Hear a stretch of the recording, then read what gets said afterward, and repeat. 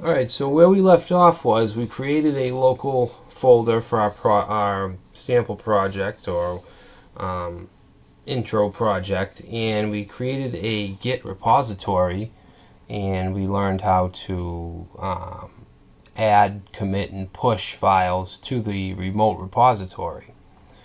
So what I want to do now is just create a very simple PhoneGap script that we can upload to our repository and then bring it into the PhoneGap build service.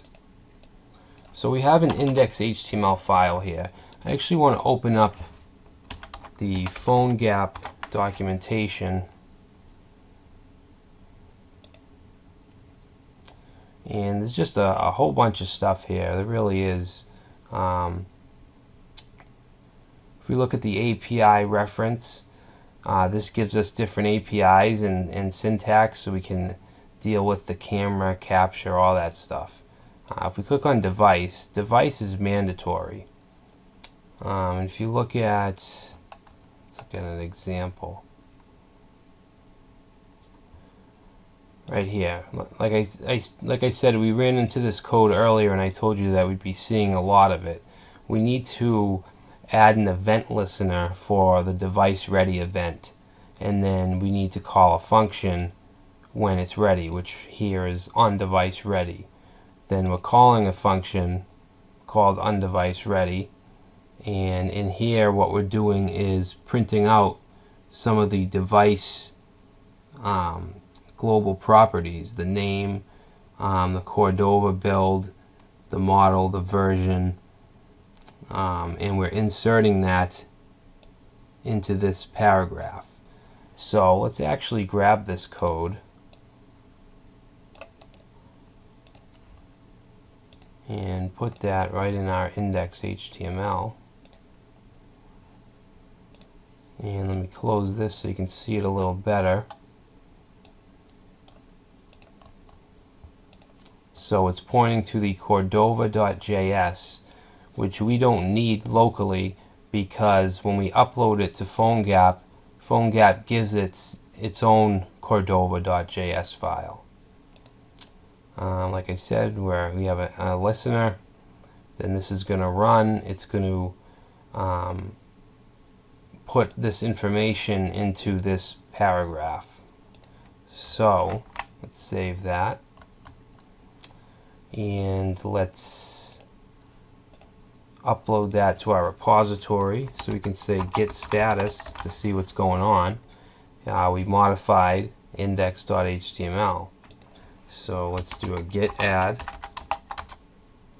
Then we want to do a commit.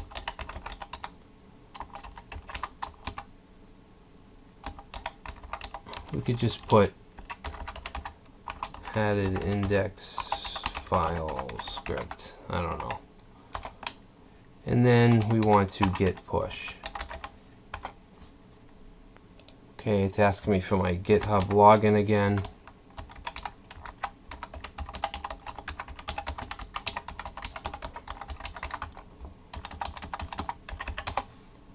Okay, so that's pushed. So now what I want to do is add a config file. So if we go to, let's just search for PhoneGap config.xml. And there's a bunch of information here about what you can do with a config file. You can add metadata. You can add which kind of features you want to use. You can add all the images and splash pages that you want for your app. So what I want to do is just go to this PhoneGap start application, and this is just a sample config file. So I'm going to copy this and go to my editor, and I'm going to put in a new folder, a new XML document called config. And I'm going to paste this in here, and I don't need all this stuff. This ID here is, you can put whatever you want here. It's usually a backwards domain format. I don't know why they do that, but they do. So we'll just say eduonics.testapp. Okay, and we can change the name.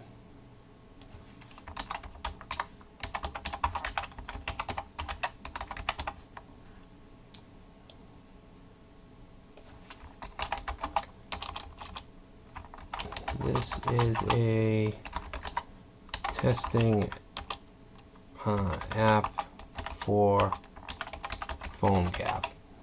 And we'll probably be using this test application just to keep changing and showing you how to use certain features and re-uploading it. And I'll actually download the APK file for Android and install it on my phone and show you how that works as well. Because sometimes features won't work in the emulators, so you have to put them on the phone. Let's see, I'll change this to my name. Features, right now we're only using the device feature, which is mandatory. If you want to add features like camera support, geolocation, you have to specify that here, which we'll do later. This preference stuff, it tells you what it does over here. I guess I'll just leave it. And here is where we define all of our images. All our icons are in this block, and all our splash screens are in this block. But we're not going to be using any of that, so let's just get rid of those.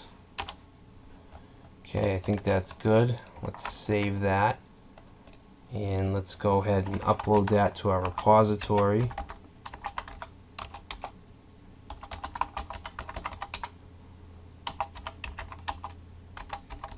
We'll say added config.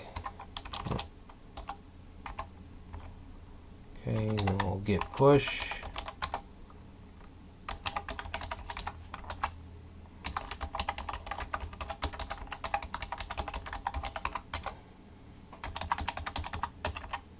That's getting really annoying.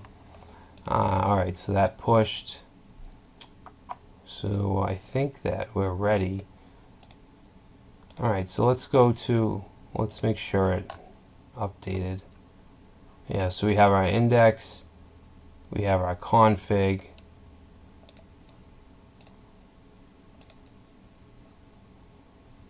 yeah, so we don't have this Cordova.js, but PhoneGap build will automatically put it in.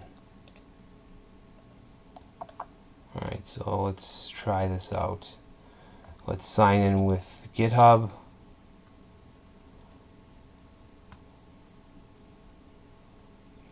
Access your account. Okay, so here we can actually give permissions.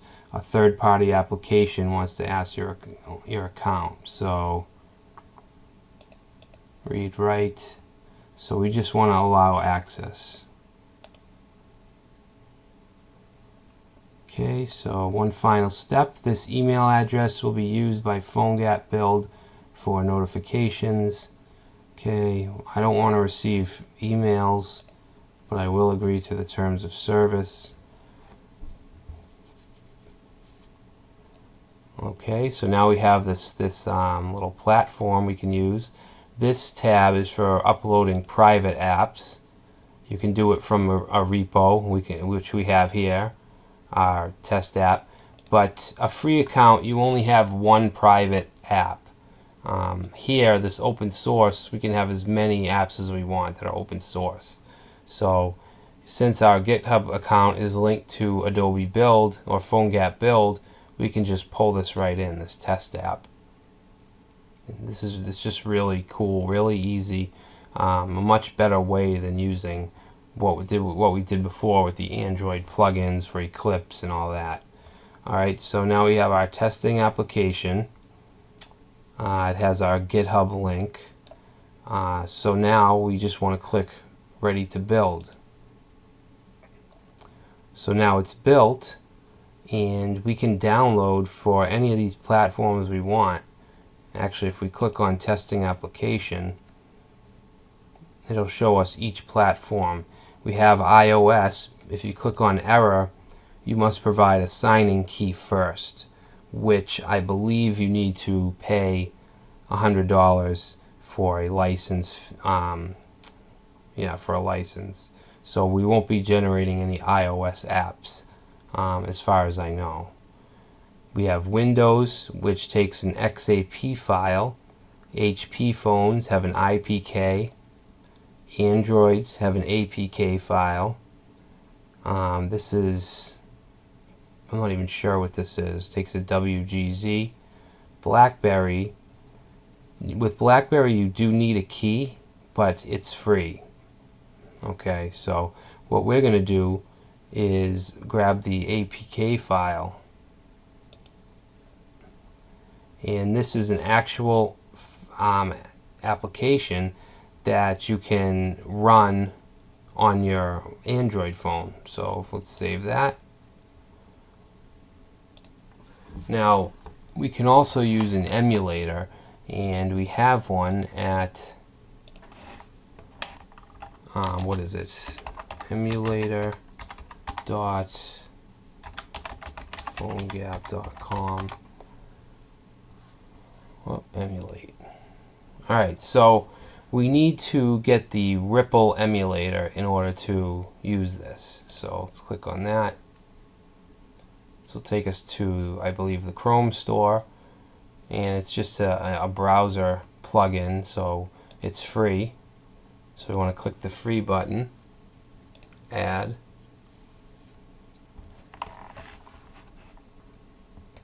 Alright, so now it's already installed. If we go to our app page, which is localhost / test app, I think. Alright, so let's open up Ripple. We just need to click the icon, click enable, and choose which version. We're going to say Cordova PhoneGap 1.0, and you can see that it worked. Alright, so the emulator is working. It's giving us the information that we requested when the device is ready.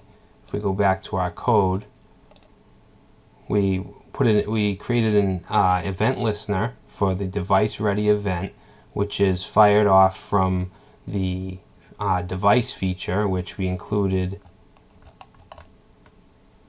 right here, the device feature. Okay, and then when that's called, we want the on device ready function to go off, which is defined right here. We're taking the document.getElementById device properties, which we have here, and we're putting HTML, element.innerHTML, which just inserts whatever you want into that P tag, which is the device name, Cordova, platform, all that stuff. And that's showing us right here. So that is your first PhoneGap application. I will show you how to do that on your actual device with that APK file as well. So we'll do that next.